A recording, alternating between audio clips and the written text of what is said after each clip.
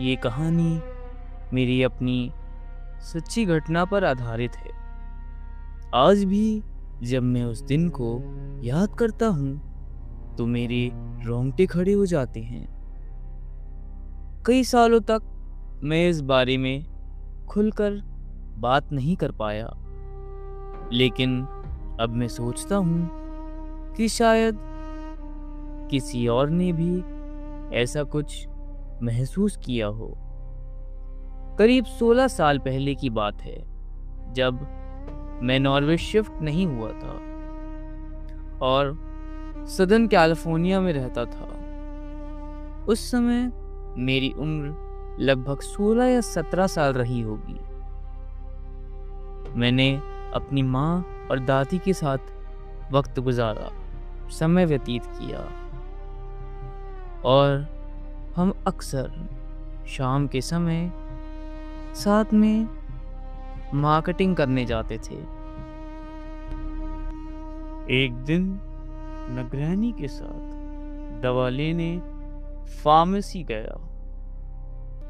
वो फार्मेसी एक छोटे से शॉपिंग सेंटर में थी, जहां हमारा बैंक, किराने की दुकान और हमारा पसंदीदा चाइनीज रेस्टोरेंट भी था। दादी अंदर दवा लेने चली गई और मैं कार के आगे वाली सीट पे बैठा उनका इंतजार करने लगा। दिन का उजाला था। पार्किंग में सामान्य भीड़ थी। लोग इधर उधर जा रहे थे। कार के पास कुछ पार्किंग स्पॉट्स खाली थे। तभी मेरी नजर अचानक एक हलचल पर पड़ी। मैंने सिर घुमा कर देखा। कुछ दूर पर एक खाली पार्किंग स्पॉट में कोई खड़ा था। उसे देखकर मेरा खून जम गया। वो लगभग 8 फीट लंबा, उसका शरीर इंसान जैसा था, लेकिन उसका चेहरा बिल्कुल इंसानों जैसा नहीं था। उसका चेहरा ऐसा लग रहा था जैसे किसी ने मोम या प्लास्टिक को पिघलाकर बना दिया हो। वहां आंखें होनी चाहिए थी, लेकिन साफ आंखें दिखाई नहीं दे रही थी। उसके सिर पर जले हुए उलझे बाल थे और उसकी हेयर लाइन बेहद अजीब और अस्वाभाविक थी।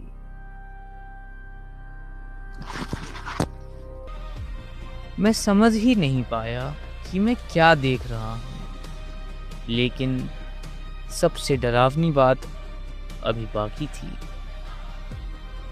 वो चीज मुझे देखकर से हाथ हिला रही थी, ऐसे जैसे कोई पुराना दोस्त अचानक मिल गया हो। जैसे ही मेरी नजरें उससे मिली, मेरे अंदर डर की एक लहर दौड़ गई। मैंने तुरंत नजरें फेर ली। मेरे दिमाग में बस एक ही बात चल रही थी, ये क्या है, क्या है ये। और फिर कुछ ऐसा हुआ जिसने आज तक मैं समझ नहीं पाया।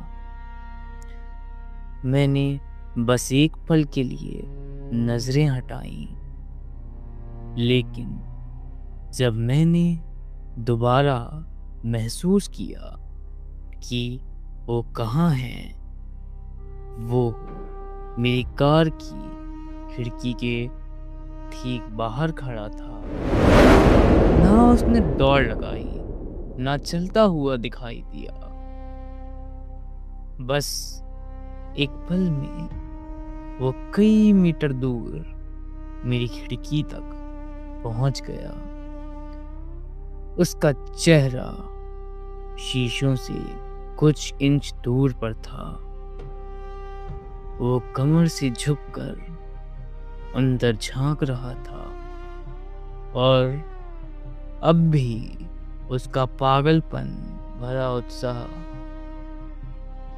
मेरे पेट में ऐसा महसूस हुआ जैसे किसी ने मुक्का मार दिया हो। मैं डर से जम चुका था। मैं सीधे उसकी तरफ देखने की हिम्मत नहीं किया। एक बेवकूफ किशोर मैंने दिखाया कि मैं रेडियो चैनल बदल रहा हूँ, जैसे कि अगर मैं उसको ना देखूं तो शायद वो चला जाएगा। कुछ सेकंड बाद मैंने महसूस किया कि वो अब मेरी खिड़की के पास नहीं है। मैंने धीरे धीरे इधर उधर देखा, वहां कुछ नहीं था। मैंने कार लॉक कर दी, रियर व्यू मिरर में देखा, पार्किंग में देखा, चारों तरफ देखा, लेकिन वो गायब हो चुका था। ऐसे जैसे वो कभी वहां था ही नहीं। अगर वो कोई इंसान होता तो मुझे उसे कहीं ना कहीं जाते हुए दिखता, लेकिन वो बस गायब हो गया। मैं इतना डर गया कि रोने लगा।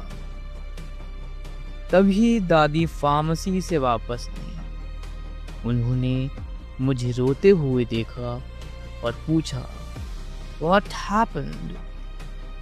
मैंने उन्हें पूरी घटना बताई।